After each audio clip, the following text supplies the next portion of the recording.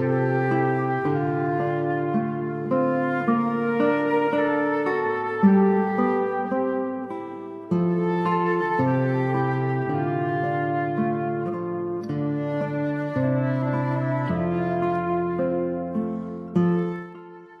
Ibu Saudara yang dikasihi Tuhan Yesus Kristus, sebelum kita mendengarkan firman Tuhan yang menjadi kekuatan kita untuk melaksanakan aktivitas kita pada hari ini, kita bersatu dalam doa. Kasih karunia Tuhan Yesus Kristus, damai sejahtera Allah Bapa, dan persekutuan Roh Kudus menyertai saudara. Amin.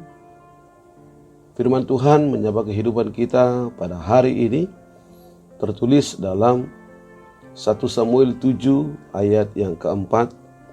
Demikian firman Tuhan. Kemudian orang-orang Israel menjauhkan para Baal dan para Asitoret dan beribadah hanya kepada Tuhan. Kemudian orang-orang Israel menjauhkan para Baal dan para Asitoret dan beribadah hanya kepada Tuhan. Dalam bahasa Batak dikatakan, jadi di paholang hala Israel ma'akabal, dohot Astarot, jala sasada Jahuba dioloi nasida. Jadi di paholang hala Israel ma'akabal, dohot Astarot, jala sasada Jahuba dioloi nasida. Sampai di sana firman Tuhan. Bapak Ibu Saudara yang dikasihi Tuhan Yesus Kristus, seruan metanoia, seruan pertobatan harus kita serukan terus-menerus pada saat ini. Metanoia, pertobatan adalah perubahan pikiran. Pola pikir lama berubah menjadi pola pikir baru.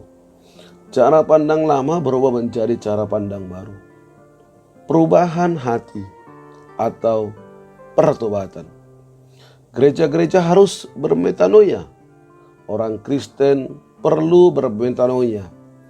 Umat manusia perlu bertobat, perlu berubah.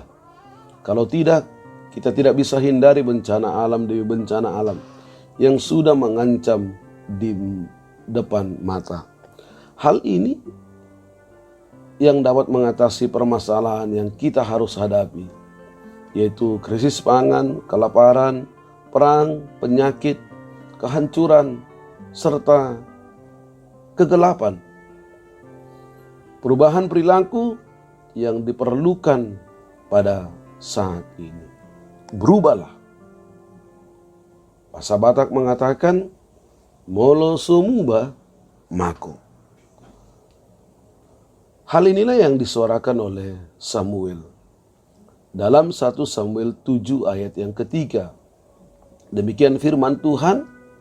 Lalu berkatalah Samuel kepada seluruh kaum Israel demikian, jika kamu berbalik kepada Tuhan dengan segenap hati, maka jauhkanlah para Allah asing dan para Asitoret dari tengah-tengahmu, dan tujukan hatimu kepada Tuhan, dan beribadahlah hanya kepadanya. Maka ia akan melepaskan kamu dari tangan orang Filistin.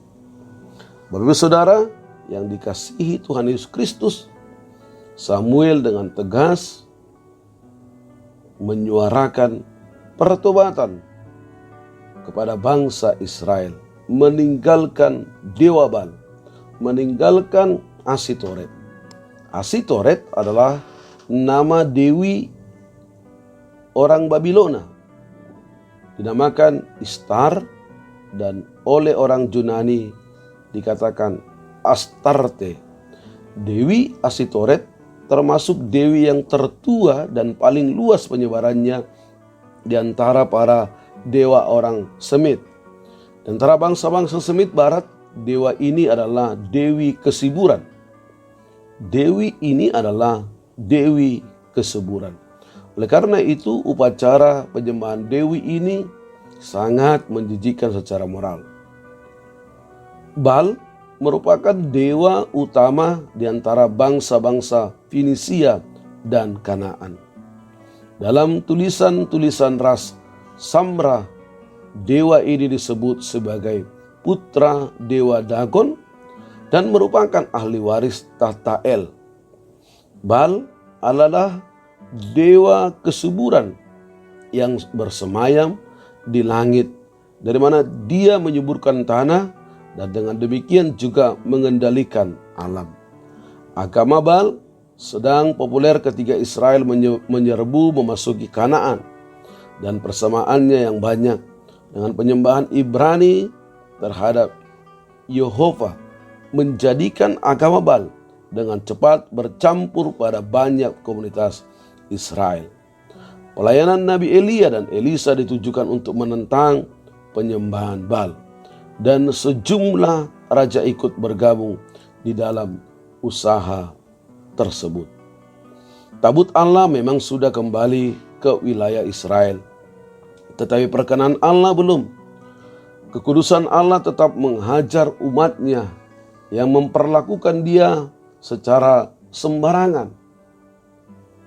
Selama 20 tahun Israel masih menderita di bawah tekanan penjajahan Filistin. Pertanyaannya, mengapa demikian?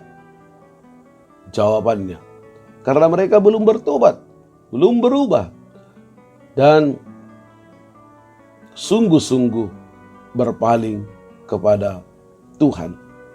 Maka Tuhan bukan tidak peduli, bukan juga karena dia kurang berkuasa, namun umat Tuhan mendua hati. Mereka memang melihat tabut perjanjian sebagai lambang kehadiran Tuhan, tapi hati mereka masih berpaut pada Baal dan Asitoret, sesembahan mereka yang mereka sembah. Bagaimana mungkin mereka masih mengharapkan Tuhan memberkati mereka? Mereka masih mendua hati kepada Tuhan dan masih menyembah Baal dan Asitoret. Itu sebabnya Samuel mengatakan harus meninggalkan, harus menjauhkan para Allah asing, Asitoret dan Baal, dan mereka harus beribadah hanya kepada Tuhan. Samuel muncul untuk mendorong pertobatan sejati. Baru setelah umat Israel benar-benar meninggalkan ilah-ilah palsu dan menyatakan pertobatan dengan sungguh-sungguh, Tuhan akan menyertai bahkan menolong mereka dalam menyingkirkan musuh mereka, yaitu Filistin. Tuhan akan kembali berperang bagi mereka seperti telah dialami nenek moyang mereka alami dulu ketika menaklukkan Kanaan. Kemenangan yang mereka alami kini sungguh-sungguh mereka sadari sebagai karya Allah. Sepanjang masa pelayanan Samuel sebagai hakim atas Israel, bangsa Filistin tidak lagi menjadi rongrongan bagi mereka. Jika Tuhan dijadikan bangsa Israel sebagai batu pertolongan, Ebenezer yang teguh bagi bangsa Israel, jika mereka benar-benar mengimani Tuhan sebagai batu pertolongan mereka. Maka dalam nas ini dikatakan bahwa mereka hanya beribadah kepada Tuhan dan mereka harus menjauhkan Baal dan para Asitoret. Pasti Tuhan akan memberkati mereka. Bapak Ibu Saudara yang dikasihi Tuhan Yesus Kristus, mungkin kekalahan demi kekalahan dalam hidup ketika kita bergumul dengan pencobaan yang kita alami disebabkan hati kita masih mendua. Walau kita mengaku Kristen dan bertuhankan Yesus Kristus, tetapi mata kita melirik pada ilah-ilah dunia ini. Bisa berupa kepercayaan tradisi suku kita. Boleh saja kita sebagai orang Kristen yang percaya, kita katakan kepada Yesus Kristus, tapi kita masih percaya kepada leluhur, kepada Sumangot, masih percaya orang tua yang sudah meninggal, para nenek moyang kita, masih kita percayai bisa memberkati kita, bisa menyertai kita. Bisa berupa pendewaan terhadap uang, harta, teknologi, bahkan mendewakan dunia ini. Bapak Ibu Saudara, tidak heran Allah mendiamkan kita. Tidak heran Allah mendiamkan kita. Tidak heran Allah membiarkan kita tergantung pada ilah palsu yang kita sembah. Tapi pada saat ini, hanya pertobatan yang sungguh-sungguh yang menjadi kunci agar Tuhan berkenan lagi mengampuni dan menolong kita. Yakinlah dan percayalah, jika kita meninggalkan ilah-ilah dunia ini, maka Tuhan akan mengampuni kita. Tuhan akan memberkati kita. Tuhan akan memberikan hal-hal yang terindah dalam kehidupan kita. Tuhan akan menguatkan kita dalam menghadapi segala pergumulan yang kita alami di tengah-tengah kehidupan kita. Percayalah dan beribadalah hanya kepada Tuhan Yesus kita, Juru Selamat kita. Amin. Tuhan Yesus memberkati aktivitasmu hari ini. Tuhan Yesus menjaga serta menyertaimu. Amin.